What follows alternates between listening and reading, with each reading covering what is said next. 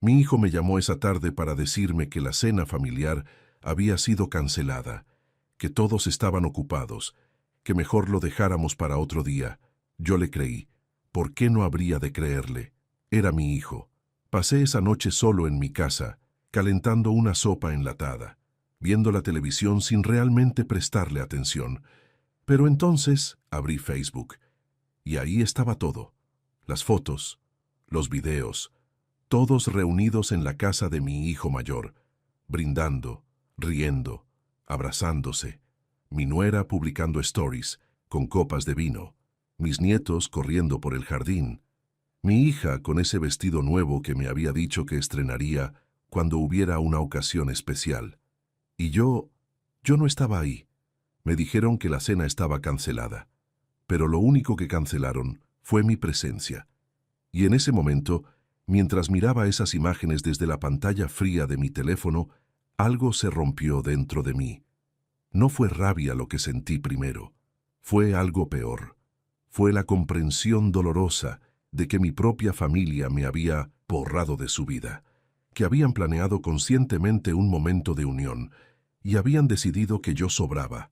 Sonreí, no porque estuviera feliz. Sonreí porque en ese instante supe exactamente lo que iba a hacer, y lo que hice después, ninguno de ellos va a olvidarlo jamás. Pero antes de continuar con esta historia, quiero pedirte algo. Si este relato te está llegando al corazón, si de alguna manera te identificas con lo que estoy contando, suscríbete a este canal. Estamos muy cerca de llegar a los 1000 suscriptores y cada apoyo cuenta.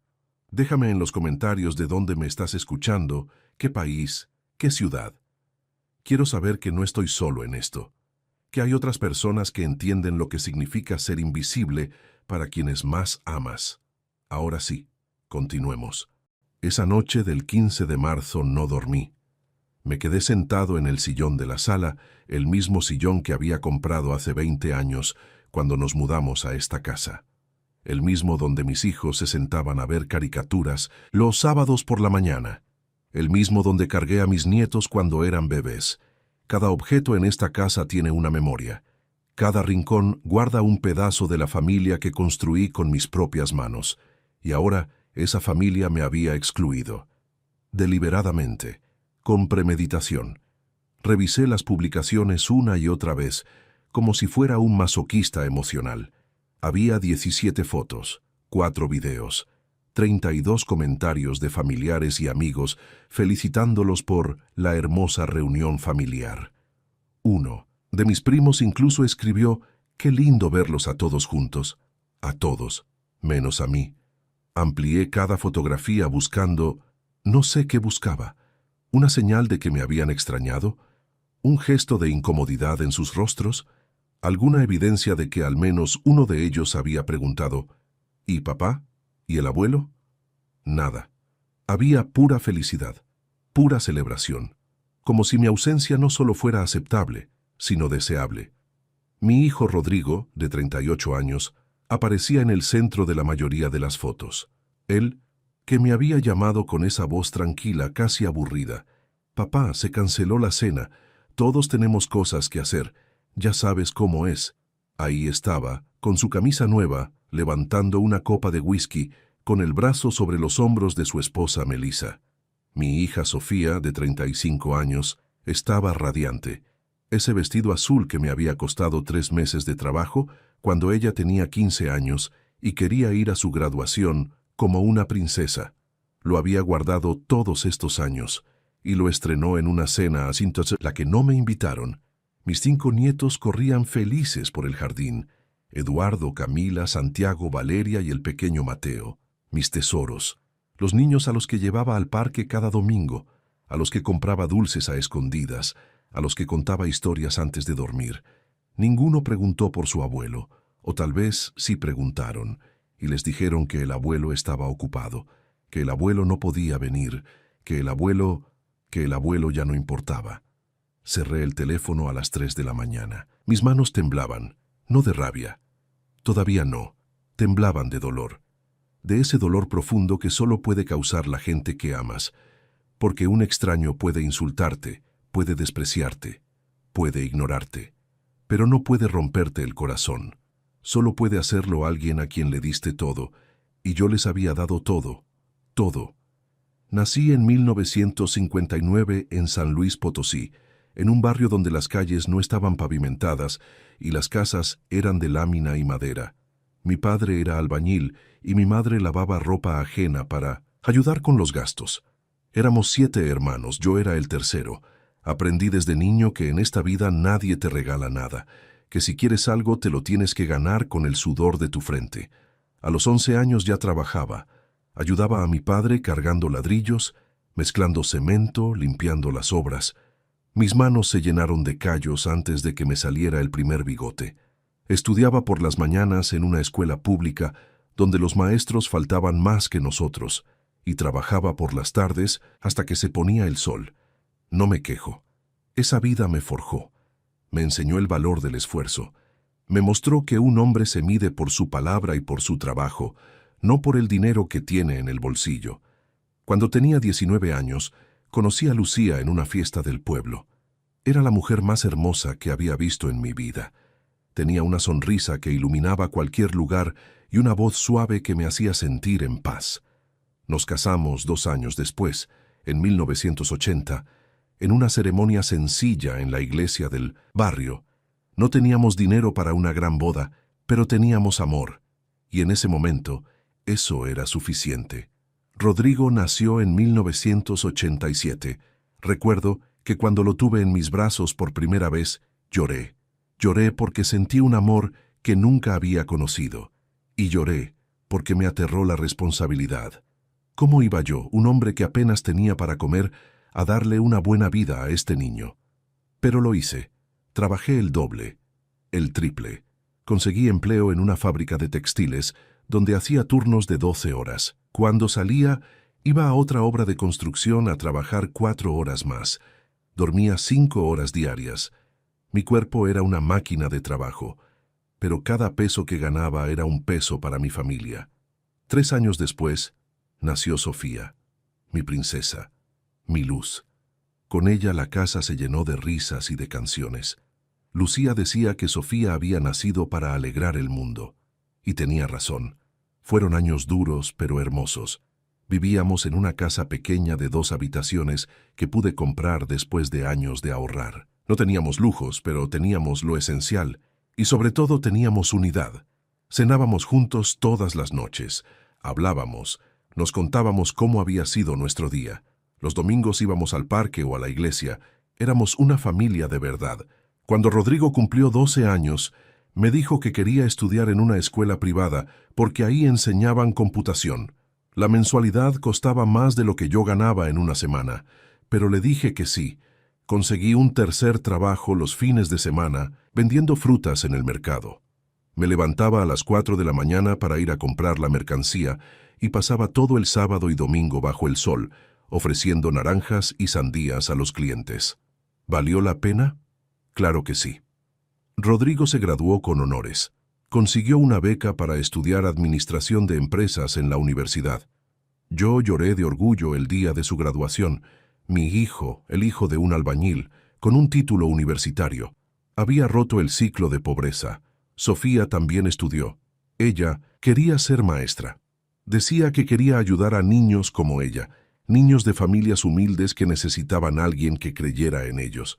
Trabajé aún más duro para pagar su carrera. Hubo meses donde no compraba ropa nueva para mí. Meses donde comía solo tortillas con frijoles para que ellos pudieran tener carne en la mesa. Pero nunca me quejé. Era mi deber, era mi orgullo. Lucía falleció en 2010. Un cáncer que nos tomó por sorpresa. Fue el golpe más duro de mi vida. Durante meses no supe cómo seguir adelante. Me sentía vacío, perdido. Pero mis hijos estaban ahí. Rodrigo y Sofía me abrazaron en el funeral. Me dijeron que ellos iban a cuidarme, que yo nunca iba a estar solo, que éramos una familia y las familias se apoyan. Y yo les creí. Después de la muerte de Lucía, seguí trabajando. Ya no era el hombre joven que podía cargar bultos de cemento, pero todavía podía trabajar. Conseguí empleo como vigilante nocturno en una empresa de transportes. No pagaban mucho, pero era suficiente para mis gastos y para poder ayudar a mis hijos cuando lo necesitaban. porque siempre lo necesitaban. Cuando Rodrigo quiso poner su propio negocio de consultoría, le presté mis ahorros. 100,000 pesos que había guardado durante años. Me dijo que en 6 meses me los devolvería con intereses. Han pasado 8 años. Nunca vi ese dinero de vuelta. Pero no importó. Su negocio prosperó. Ahora tiene una casa de 3 pisos en una zona residencial, 2 autos del año, viajes a Cancún y Puerto Vallarta 2 veces al año. Cuando Sofía se casó, pagué la mitad de la boda. Quería que mi princesa tuviera el día más hermoso de su vida. Gasté todo lo que tenía y pedí prestado lo que no tenía. La vi caminar hacia el altar con ese vestido blanco que costó más que mi sueldo de un año, y me sentí el padre más orgulloso del mundo. Cuando nacieron mis nietos, estuve ahí. Siempre estuve ahí. En cada nacimiento, en cada cumpleaños, en cada enfermedad a medianoche. Cuando Rodrigo y Melissa tenían que trabajar, yo cuidaba a los niños, los llevaba a la escuela, les preparaba de comer, les ayudaba con las tareas, les enseñaba a andar en bicicleta, les contaba historias de cuando su papá era niño. Fui el abuelo presente, el abuelo que siempre decía que sí, el abuelo que nunca estaba demasiado cansado para jugar, el abuelo que guardaba dulces en los bolsillos y monedas para comprarles helados. Cuando Sofía se divorció hace 3 años, abrí las puertas de mi casa. Ella y sus 2 hijos vivieron conmigo durante 8 meses mientras se recuperaba emocionalmente y económicamente. No le cobré renta, le cociné, cuidé de mis nietos, le di el hombro para llorar y las palabras para levantarse. Todo lo que hice, lo hice con amor. Nunca pedí nada a cambio. Bueno, eso no es cierto. Sí pedía algo. Pedía ser parte de sus vidas, pedía ser incluido, pedía que me llamaran de vez en cuando, que me visitaran, que me dejaran ser su padre, su abuelo. Pedía no ser olvidado, pero eso, al parecer, era pedir demasiado. El cambio no fue de un día para otro. Fue gradual, tan sutil que al principio no lo noté. O tal vez no quise notarlo.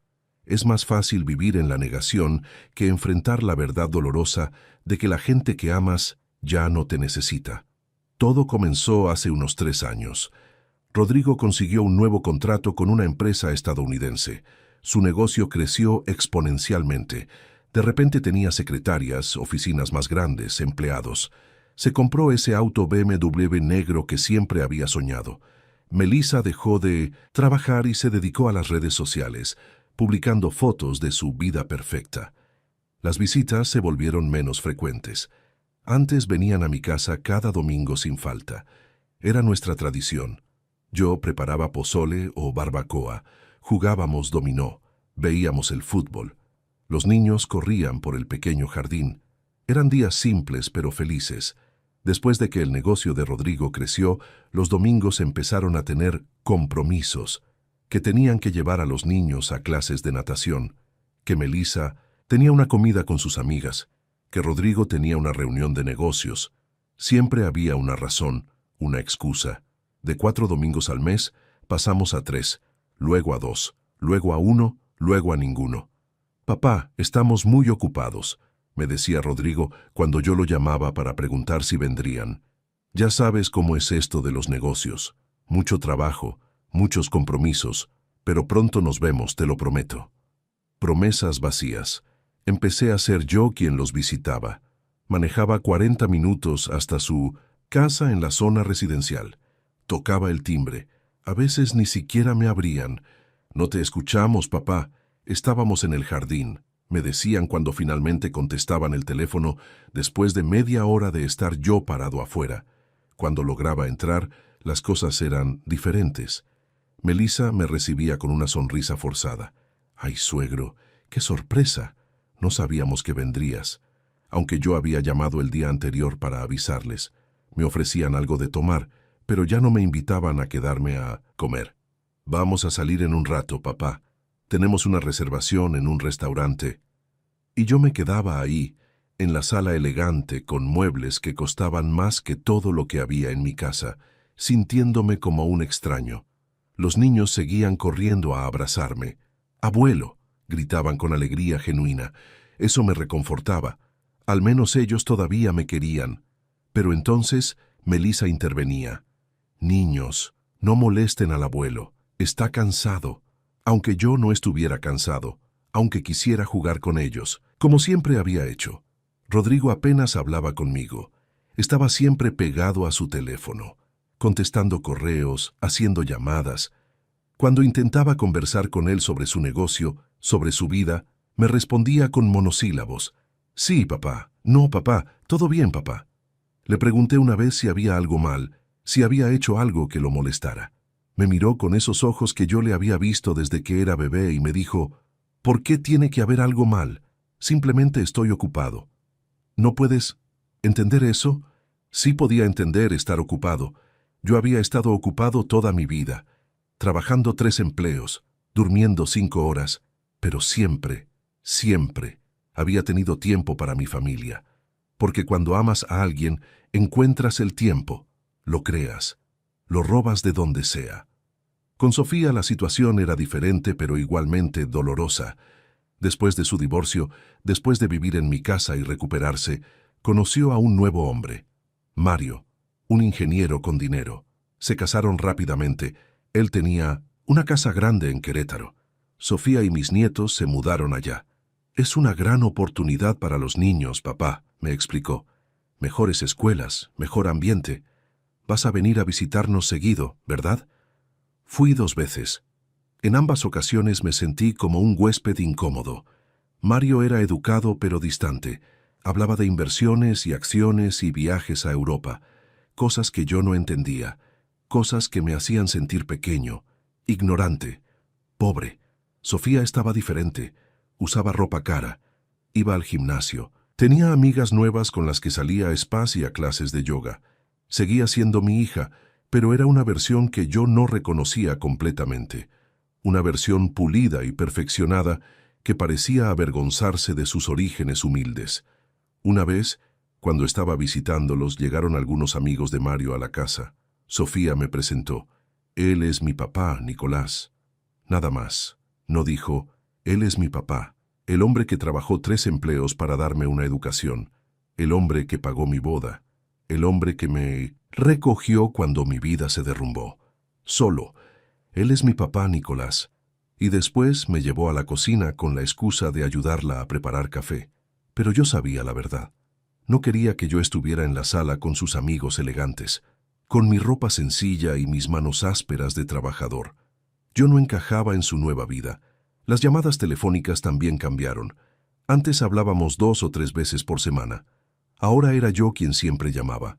Y cuando contestaban, siempre estaban en medio de ¿algo? Te llamo después, papá. Ese después casi nunca llegaba. Los cumpleaños se volvieron mensajes de texto. Feliz cumpleaños, papá. Te queremos mucho. Con un emoji de pastel. Como si eso compensara no venir a visitarme. No compartir un pedazo de pastel real conmigo. No abrazarme y decirme que estaban agradecidos de que yo existiera.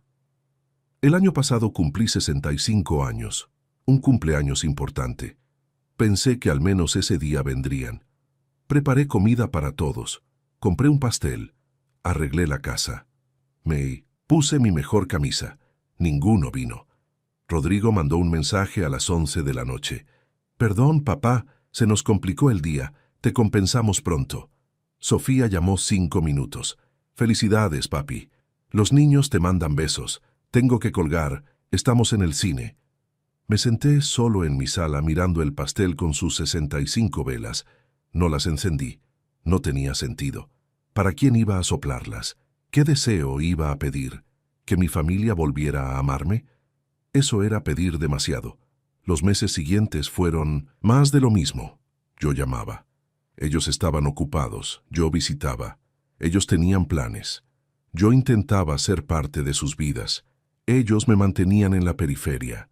Suficientemente cerca para sentirme incluido de vez en cuando. Suficientemente lejos para que no fuera un inconveniente. Me convertí en el padre al que se llama cuando se necesita algo. Cuando Rodrigo necesitó que alguien recibiera un paquete importante porque él no estaría en casa. Cuando Sofía necesitó que cuidara a sus hijos un fin de semana porque ella y Mario querían ir solos a la playa. Yo siempre decía que sí, porque todavía tenía esperanza. Esperanza de que si yo seguía siendo útil, seguiría siendo amado. Esperanza de que mi lealtad inquebrantable eventualmente sería recompensada con algo más que migajas de atención. Pero la esperanza, descubrí, puede ser la forma más cruel de autoengaño. La humillación final llegó el 15 de marzo, un martes normal. Yo estaba en casa viendo las noticias cuando sonó mi teléfono. Era Rodrigo. «Papá, ¿cómo estás?» Su voz sonaba casual, demasiado casual. «Bien, hijo, aquí descansando un poco. ¿Y ustedes? ¿Los niños?» «Todos bien. Oye, te llamo para avisarte que la cena familiar de este viernes se canceló. Ya sabes, todos tenemos cosas que hacer. Melissa tiene una presentación de trabajo. Sofía no puede venir desde Querétaro. Mejor lo dejamos para otro día». Sentí una punzada de decepción. Esa cena la habíamos planeado hacía 3 semanas. Iba a ser una reunión familiar para celebrar que no nos habíamos visto todos juntos en casi 6 meses. Yo ya había comprado los ingredientes para hacer mi famoso mole. Había limpiado la casa. Había comprado refrescos y cervezas. «¿Están seguros? Yo puedo cocinar algo sencillo. No tiene que ser nada elaborado», dije, odiando el tono suplicante en mi voz. «No, papá, en serio. Todos estamos muy ocupados. Ya habrá otra oportunidad. No te preocupes». «Está bien», respondí, tragando la tristeza. «Entiendo». «Perfecto. Después nos hablamos. Cuídate». Colgó antes de que pudiera decir algo más. Me quedé ahí sentado mirando el teléfono en mi mano. No era la primera vez que cancelaban planes, pero esta vez dolió más. Tal vez porque había puesto tantas esperanzas en esa reunión. Tal vez porque necesitaba confirmar que todavía era parte de la familia. El viernes llegó. Me resigné a pasar la noche solo. Calenté una lata de sopa de verduras. Preparé un té. Me senté en el sillón a ver una película vieja en la televisión. Eran las 8 de la noche cuando, sin nada mejor que hacer, abrí Facebook en mi teléfono. Lo primero que vi fue una foto publicada por Melissa hacía 20 minutos. Era una mesa larga llena de comida, platones de enchiladas, tostadas, guacamole, copas de vino, flores en el centro, y al fondo, claramente visible, la sala de la casa de Rodrigo, esa sala que yo conocía también. El pie de foto decía: «Noche perfecta con la familia.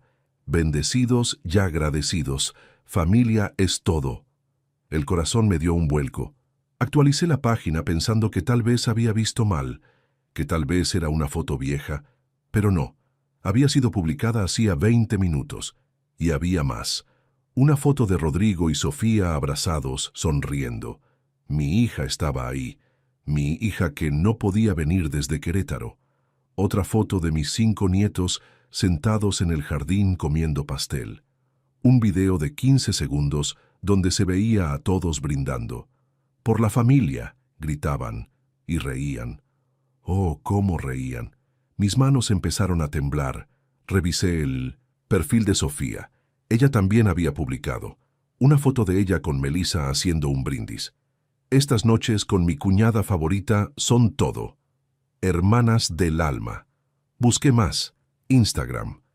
Ahí estaba Mario, el esposo de Sofía, publicando una story, un video del jardín de Rodrigo con la canción de fondo We Are Family. En el video se veía a todos sentados en la mesa del patio, iluminados por luces colgantes, comiendo y conversando animadamente. Conté: Rodrigo, Melissa, sus 3 hijos, Sofía, Mario, sus 2 hijos, 10 personas, toda mi familia, todos reunidos. En la cena que me dijeron que había sido cancelada, la cena a la que no me invitaron, sentí como si alguien me hubiera golpeado en el estómago. No podía respirar. Las lágrimas empezaron a correr por mis mejillas sin que pudiera controlarlas. No eran lágrimas de tristeza, eran lágrimas de humillación, de traición, de un dolor tan profundo que no tenía nombre. Ellos no habían cancelado la cena, solo habían cancelado mi invitación. Habían hecho una reunión familiar si yo, el patriarca, el padre, el abuelo, no estaba incluido. Ni siquiera era digno de una mentira creativa. Me dieron la excusa más simple, más perezosa. Todos están ocupados, cuando en realidad todos estaban ahí, juntos, sin mí. Seguí revisando obsesivamente. Melissa había publicado 11 fotos. 11. En cada una se veía la felicidad pura. No había rastros de culpa en sus caras, ninguna mirada incómoda, ningún gesto que sugiriera que extrañaban a alguien. Leí los comentarios. Amigos y familiares lejanos escribiendo: «¡Qué bella familia! Momentos preciosos. ¡Qué bendición tenerlos a todos juntos!». Una prima lejana escribió: «¿Y don Nicolás? ¿No fue?». Melissa respondió con un emoji de cara triste: «No pudo venir hoy, no pude venir», como si hubiera sido mi decisión, como si yo hubiera estado demasiado ocupado o enfermo. No, no lo invitamos porque ya no lo queremos aquí. No, decidimos que sobraba. Solo, no pudo venir. Y ese emoji, esa carita triste, como si realmente le importara, como si no hubiera sido ella quien probablemente convenció a mi hijo de excluirme, porque yo sabía que esta había sido idea de Melissa. Ella nunca me había querido realmente. Yo era el suegro pobre, el recordatorio incómodo de que Rodrigo venía de la clase trabajadora. Ella prefería pretender que su esposo había nacido con dinero, que siempre había sido exitoso, que no tenía un padre vigilante nocturno, que usaba ropa del mercado. Me levanté del sillón y caminé hacia el pequeño altar que tenía en mi habitación. Ahí estaba la foto de Lucía, mi esposa, el amor de mi vida. La miré a través de las lágrimas. «¿Ves lo que hicieron, mi amor?», le susurré a la fotografía. «Los hijos que criamos juntos, los hijos por los que sacrificamos todo, nos borraron, como si nunca hubiéramos existido. Si Lucía estuviera viva, esto no estaría pasando. Ella no lo habría permitido. Ella habría puesto a nuestros hijos en su lugar, les habría recordado quiénes eran y de dónde venían. Pero Lucía no estaba, y yo estaba solo enfrentando esta traición. Volví a la sala, tomé mi teléfono. Por un momento consideré llamar a Rodrigo, confrontarlo, gritarle, decirle todo lo que sentía. Pero ¿qué sentido tenía? Él sabía exactamente lo que había hecho. Había mentido deliberadamente. Había planeado esta exclusión y claramente no le importaba. Pensé en escribir un comentario en las fotos de Melissa, algo como: «Qué extraño que la cena se canceló para mí, pero se llevó a cabo para todos los demás». Exponer públicamente su mentira, hacerlos quedar mal frente a todos. Pero no lo hice. No iba a darles ese gusto. No iba a parecer el padre amargado y resentido mendigando atención en las redes sociales.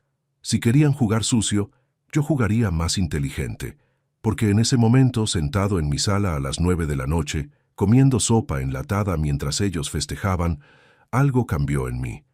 La tristeza se transformó en algo más oscuro, más frío, más calculado. Ya no quería ser parte de su familia. Ya no quería sus migajas de afecto.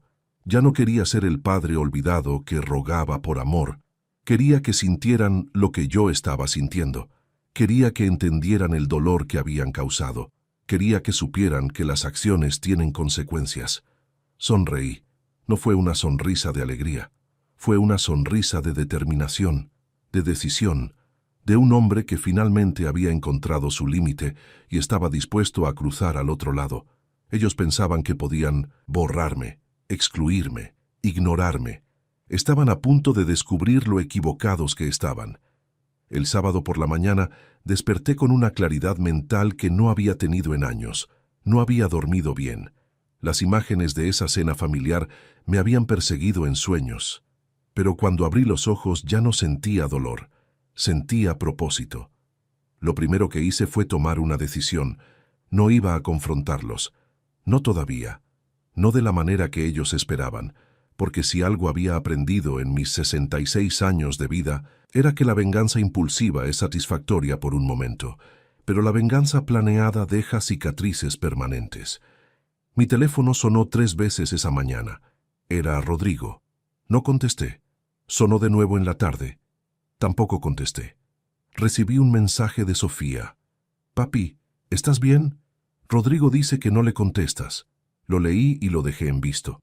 Quería que se preocuparan un poco, que sintieran aunque fuera una fracción de la ansiedad que yo había sentido toda mi vida cada vez que ellos no me contestaban. El domingo Rodrigo vino a mi casa.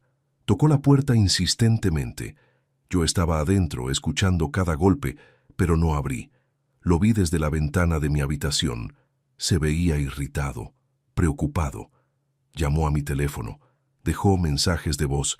«Papá, ¿dónde estás? Abre la puerta. Necesito saber que estás bien». Después de media hora, se fue. Esa noche le mandé un mensaje corto. «Estoy bien. Solo necesito tiempo para mí. No te preocupes». Frío, distante, exactamente como ellos habían sido conmigo durante años. Los siguientes días fueron cruciales. Comencé a planear meticulosamente lo que haría. No sería algo impulsivo, no sería algo de lo que me arrepintiera después. Sería algo justo, algo que les enseñara una lección que nunca olvidarían. Primero, hice un inventario completo de todo lo que había dado. No solo dinero, aunque eso era significativo. Los 100,000 pesos que le presté a Rodrigo y nunca me devolvió. Los 80,000 que gasté en la boda de Sofía. Las innumerables veces que pagué emergencias médicas de mis nietos. Las veces que compré alimentos cuando ellos andaban cortos de dinero. Las computadoras, los juguetes, la ropa. Sumé mentalmente. Fueron más de $500,000 de pesos a lo largo de los años. Dinero que yo, con mi salario modesto, había sacrificado. Dinero que podría haber usado para tener una vejez más cómoda. Dinero que ellos tomaron como si fuera su derecho, no como el sacrificio que realmente era. Pero el dinero era lo de menos. Lo que más me dolía era el tiempo. Las miles de horas cuidando a sus hijos. Los fines de semana que pasé en sus casas, arreglando cosas, cortando el pasto, ayudando con mudanzas. Los días que tomé libre del trabajo para estar en sus momentos importantes. Las noches que pasé en vela cuando estaban enfermos o tenían problemas. Todo ese tiempo que ellos nunca me devolvieron. Segundo, revisé mis documentos legales. Mi casa estaba a mi nombre. Mis ahorros, aunque modestos, también. Tenía un testamento que había hecho hace 5 años donde dividía todo equitativamente entre Rodrigo y Sofía. Sonreí al leerlo. Ese testamento tendría que cambiar. Llamé a mi abogado, el licenciado Méndez, un hombre mayor que había ayudado a mi familia en diversos asuntos legales durante décadas. «Don Nicolás, qué gusto escucharlo. ¿En qué puedo ayudarlo?» «Necesito cambiar mi testamento, licenciado, y necesito hacer algunas otras cosas. ¿Podemos reunirnos esta semana?» «Por supuesto. ¿Es algo urgente?» «Digamos que es algo necesario». Nos reunimos el miércoles en su oficina. Le expliqué la situación, no con emoción, sino con hechos fríos, la exclusión, las mentiras, los años de desprecio gradual. El licenciado Méndez me escuchó con atención, moviendo la cabeza con tristeza. «Lo siento mucho, don Nicolás. Sé lo que es haber dado todo por los hijos y que ellos... Bueno, ¿qué quiere hacer?» «Quiero desheredarlos», dije con firmeza. «Completamente». El licenciado se reclinó en su silla. «Eso se puede hacer». «¿Está absolutamente seguro?» «Es una decisión seria. Nunca he estado más seguro de algo en mi vida». Pasamos las siguientes 2 horas redactando un nuevo testamento. En él especificaba que mis hijos recibirían exactamente 1 peso cada uno. 1. Como símbolo de que no los estaba olvidando, sino que activamente estaba eligiendo no dejarles nada. El resto de mi patrimonio, mi casa y mis ahorros irían a una fundación para niños de escasos recursos. Niños como yo había sido alguna vez. «También quiero agregar una carta», le dije al licenciado. «Una carta que se lea después de mi muerte, donde explique exactamente por qué tomé esta decisión. Eso también se puede hacer». Escribí la carta ahí mismo. Cada palabra salía de un lugar de dolor, pero también de dignidad. Expliqué los sacrificios. Recordé los momentos específicos de desprecio. Describí la cena del 15 de marzo con detalle. Y terminé con esto. «No les dejo nada porque ustedes ya tomaron todo. Tomaron mi tiempo, mi dinero, mi amor, mi dignidad. Lo único que me queda es decidir a dónde van mis últimas posesiones. Y he decidido que vayan a niños que realmente necesitan un padre presente, algo que mis nietos aparentemente no necesitan, porque ustedes se aseguraron de que yo no lo fuera». El licenciado leyó la carta y me miró con los ojos húmedos. Es muy fuerte, don Nicolás. Es la verdad. Firmé todos los documentos. El licenciado los notarizó. Todo estaba legalizado. Guardé una copia en mi caja de seguridad y dejé otra, con el licenciado con instrucciones específicas. Pero eso era solo una parte del plan, la parte que ellos descubrirían después. Lo que yo quería era algo que sintieran ahora, en vida, algo que los confrontara con lo que habían hecho mientras yo todavía estuviera aquí para verlo.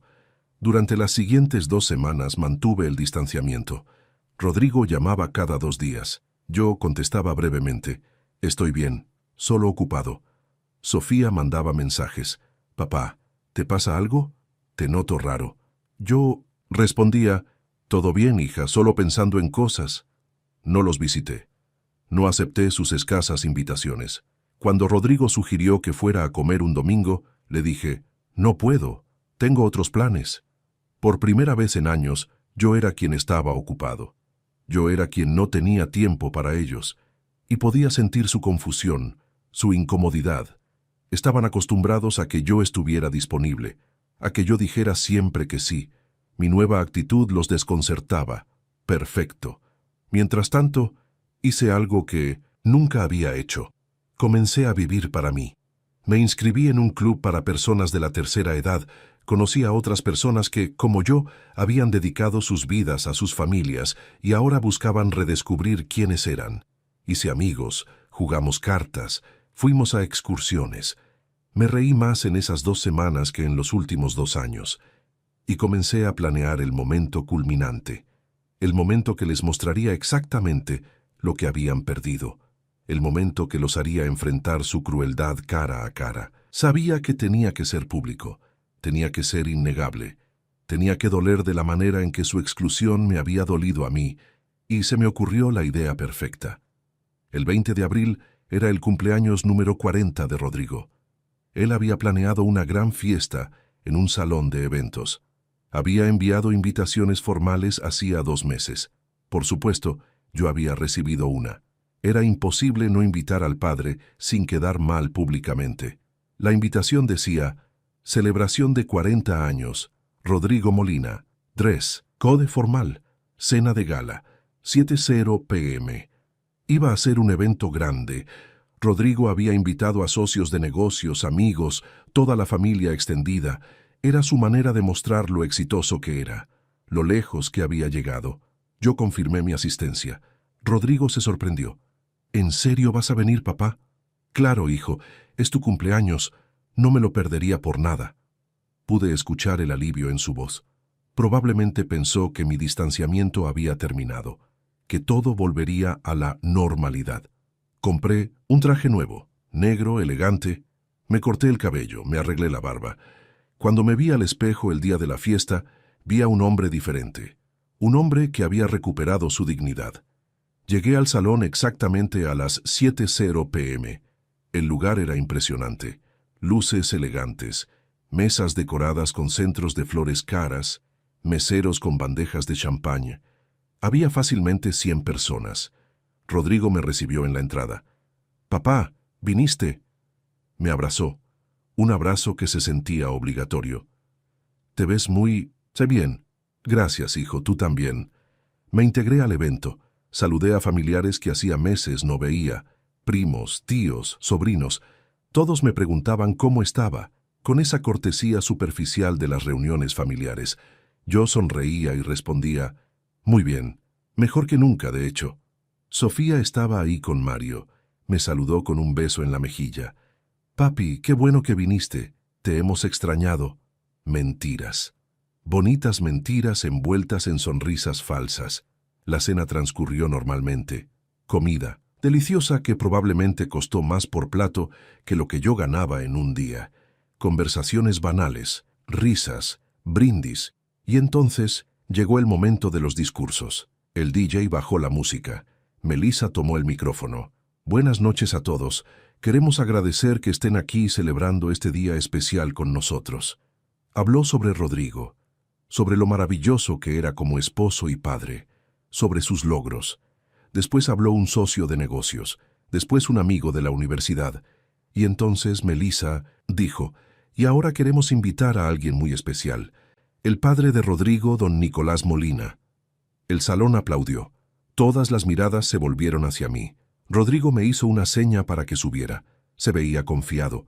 Probablemente esperaba el típico discurso de padre orgulloso. Me levanté. Caminé hacia el pequeño escenario. Tomé el micrófono. El salón quedó en silencio. Buenas noches, comencé. Mi voz sonaba firme. Muchas gracias por permitirme hablar en este día especial. Los cumpleaños son momentos para reflexionar, para mirar atrás y apreciar el camino recorrido. Pausa. Respiré profundo. Rodrigo, hijo, hoy cumples 40 años. Recuerdo el día que naciste como si fuera ayer. Lloré de felicidad y me prometí a mí mismo que sería el mejor padre posible, que te daría todo lo que yo nunca tuve. Vi a Rodrigo sonreír. Todavía no sabía lo que venía. Y lo hice.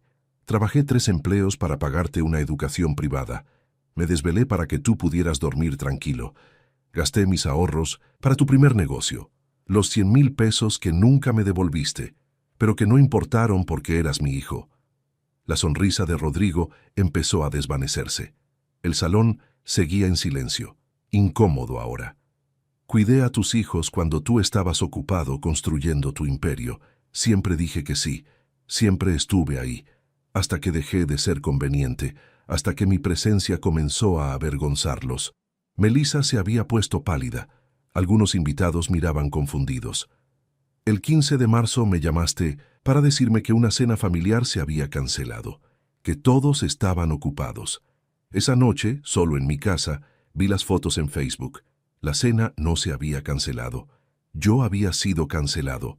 Gasps audibles en el salón. Murmullos. Rodrigo se levantó de su silla. «Papá», levanté la mano. «No he terminado.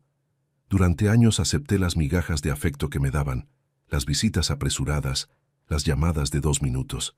Me convencí de que estar ocupados era normal, pero ustedes no estaban ocupados. Simplemente ya no me querían cerca. Esto no es el momento ni el lugar», empezó a decir Melissa. «No», la interrumpí. «¿Cuándo sería el momento apropiado? ¿Cuándo ustedes decidieran incluirme de nuevo? He esperado años por ese momento. Ya me cansé de esperar». Miré directamente a Rodrigo, a Sofía que estaba llorando en su mesa. «Vine hoy para decirles algo importante. He cambiado mi testamento. No van a heredar nada, ni mi casa, ni mis ahorros. Todo irá a una fundación para niños necesitados, porque descubrí que prefiero ayudar a extraños que lo apreciarán, que darle algo más a hijos que ya tomaron todo sin agradecer nada». El silencio era absoluto. 100 personas conteniendo la respiración. «Feliz cumpleaños, Rodrigo. Disfruta tu fiesta. Disfruten todos de esta familia tan unida, tan perfecta. Yo ya no formaré parte de ella». Dejé el micrófono en una mesa. Caminé hacia la salida con la cabeza en alto. Nadie me detuvo. Detrás de mí escuchaba el caos comenzando. Voces, alzadas. Rodrigo gritando mi nombre. Pero yo no volteé. Salí del salón, subí a mi auto y manejé a casa con una sensación de libertad que no había sentido en años. Los días después de la fiesta fueron un torbellino. Mi teléfono no paraba de sonar. Rodrigo, Sofía, Melissa, familiares lejanos que súbitamente se acordaban de que existía, todos queriendo hablar, todos queriendo aclarar las cosas. No contesté a ninguno durante una semana. Necesitaba ese silencio para procesar, para asegurarme de que no me arrepentía de lo que había hecho. No me arrepentía, ni un poco. La 8º día, Rodrigo apareció en mi puerta. Esta vez abrí. Se veía terrible, ojos rojos, sin afeitar. «Papá, tenemos que hablar», dijo con voz quebrada. «Adelante», respondí con calma. Entramos a la sala. Rodrigo se sentó en el mismo sillón donde había jugado de niño. Ahora parecía un extraño. «Lo que hiciste en mi fiesta fue humillante, papá. Frente a todos mis socios, mis amigos, la familia». «¿Humillante?», lo interrumpí. «¿Cómo crees que me sentí yo cuando vi las fotos de todos ustedes celebrando la cena que me dijiste que se había cancelado?» «Fue un error, papá. Melissa pensamos que tal vez sería mejor». ¿Mejor excluirme? ¿Mentirme? Rodrigo, si ya no querían que fuera, pudieron decírmelo con honestidad. Soy un adulto, puedo manejar la verdad. Lo que no puedo manejar es la traición. No fue traición, solo estábamos... Papá, tú no entiendes. Tú eres de otra generación. A veces tus historias son repetitivas. A veces los niños se aburren. Me reí, una risa amarga. ¿Entonces la solución era borrarme? ¿No enseñarles a tus hijos a respetar a su abuelo? ¿No intentar incluirme de maneras diferentes? Rodrigo se pasó las manos por el cabello. ¿Y lo del testamento, desheredarnos, en serio, papá? Absolutamente en serio. Ustedes ya tomaron suficiente de mí. Mi tiempo, mi dinero, mi amor. No van a tomar lo último que me queda. Esa casa la construiste para la familia. Es parte de nuestro legado. No, dije firmemente. Esa casa la construí con mis manos y mi sudor. Es mía, y haré con ella lo que yo decida. Ustedes ya tienen sus casas grandes, sus autos caros, sus vidas exitosas. No necesitan nada de mí. No se trata del dinero. Entonces, ¿de qué se trata? Porque desde mi perspectiva, solo viniste a reclamarme cuando te enteraste que ya no ibas a heredar. ¿Dónde estuviste los últimos 3 años, cuando yo los llamaba y ustedes estaban ocupados? Rodrigo no tenía respuesta. Bajó la mirada. Te voy a decir algo, hijo, y quiero que lo escuches bien. Yo te amo. Siempre te amaré. Eres mi sangre. Pero el amor no significa permitir que me traten mal. El amor propio también existe. Y después de 66 años, finalmente aprendí a valorarme. ¿Entonces ya no quieres ser parte de nuestras vidas? Quiero ser parte de las vidas de personas que realmente me quieran ahí. Si algún día tú y tu hermana deciden que quieren una relación real conmigo, con respeto, con honestidad, mi puerta estará abierta. Pero no voy a rogar más. No voy a aceptar migajas. O me quieren de verdad, o no me quieren. Ya no hay términos medios. Sofía llegó media hora después. Lloró. Pidió perdón. Papá, yo no sabía que te sentías así. Debiste decirnos. Debí decirles que me incluyan en su familia, que me traten con respeto. Esas cosas no deberían necesitar ser pedidas. Los meses siguientes fueron de ajuste. Algunos familiares me criticaron. Fuiste muy duro con ellos, decían. Son tus hijos, deberías perdonar. Pero otros me apoyaron. Mi hermano menor me abrazó y me dijo, deberías haberlo hecho hace años. Te faltaron al respeto demasiado tiempo. Rodrigo y Sofía intentaron acercarse varias veces. Conversaciones superficiales, invitaciones obligadas. Yo fui educado pero distante, porque el perdón no se regala, se gana, y ellos todavía no entendían realmente lo que habían hecho. Mientras tanto, yo florecí. Mi vida se llenó de nuevas amistades. Viajé por primera vez en años a lugares que siempre quise conocer. Gasté mi dinero en mí, no en personas que no lo apreciaban. Un año después, Rodrigo vino de nuevo, esta vez diferente, humilde. Papá, he estado en terapia, hablando sobre todo esto, y creo que finalmente entiendo. No se trataba del testamento, se trataba de años de tomarte por sentado, de asumir que siempre estarías ahí sin importar cómo te tratáramos, y eso estuvo mal, terriblemente mal. Lo miré. Vi sinceridad en sus ojos por primera vez en años. Continúa, dije. Quiero reconstruir nuestra relación, pero en tus términos, con respeto real, no porque quiera una herencia. De hecho, mantén el testamento como está.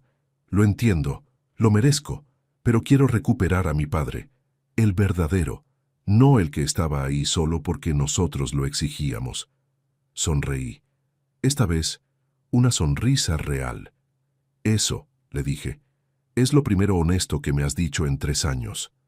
Hoy, mi relación con mis hijos está en reconstrucción. No es perfecta, pero es real, basada en respeto mutuo. Ya no soy el abuelo conveniente, soy el patriarca que se hizo respetar. Y para ti, que me escuchas, nunca permitas que nadie, ni siquiera tu familia, te trate como si fueras invisible. Tu dignidad no es negociable, tu amor propio no es egoísmo. Y establecer límites no es crueldad, es supervivencia. es justicia, es amor propio. Gracias por escucharme. ¿Te gustó la historia? Suscríbete al canal y descubre muchos otros relatos impactantes.